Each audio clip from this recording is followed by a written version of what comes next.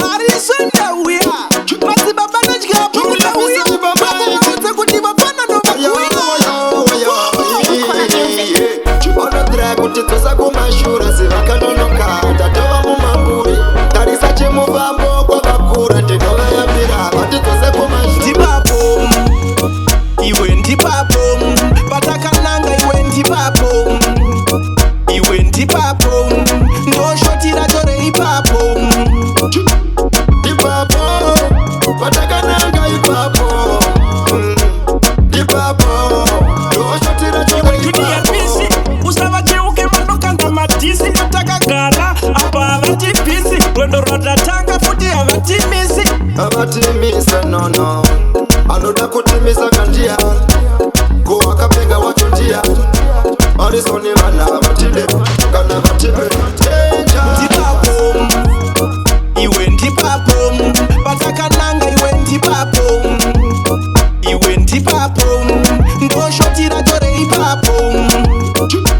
ndipapo patakananga ipapo ndipapo ndoshotira tore ipapo pese vane dzungu vachaita steti tichavataka sevambotwa kazeti kudombosha vatisu ndiri aheti vasagumise vanhu vanotaura iwe chingoshaura ndati chingoshaura vasagumise vanhu vanotaura iwe chingoshaura ndati chingoshaura iwe ndipapo patakananga iwe ndipapo iwe ndipapo ndoshotira tore ipapo ndipapo patakananga ipapo ndipapo ndoshotira tore ipapo usavacheuke vanokanda madhisi patakagara apa havatipisi rwendo rwatatanga futi havatimisi avatimisa nono anoda kutimisa kandiya ko akapenga wacho ndiya arisoni vana vatide kana vatipe ndipapo iwe ndipapo patakananga iwe ndipapo iwe ndipapo ndoshotira tore ipapo ndipapo patakananga ipapo ndipapo ndoshotira tore ipapo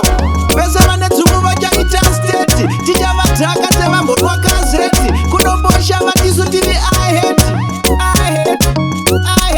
vasagumise vanhu vanotaura iwe chingoshaura ndati chingoshaura vasagumise vanhu vanotaura iwe chingoshaura ndati chingoshaura iwe ndipapo patakananga iwe ndipapo iwe ndipapo ndoshotira tore ipapo ndipapo patakananga ipapo ndipapo ndoshotira tore ipapo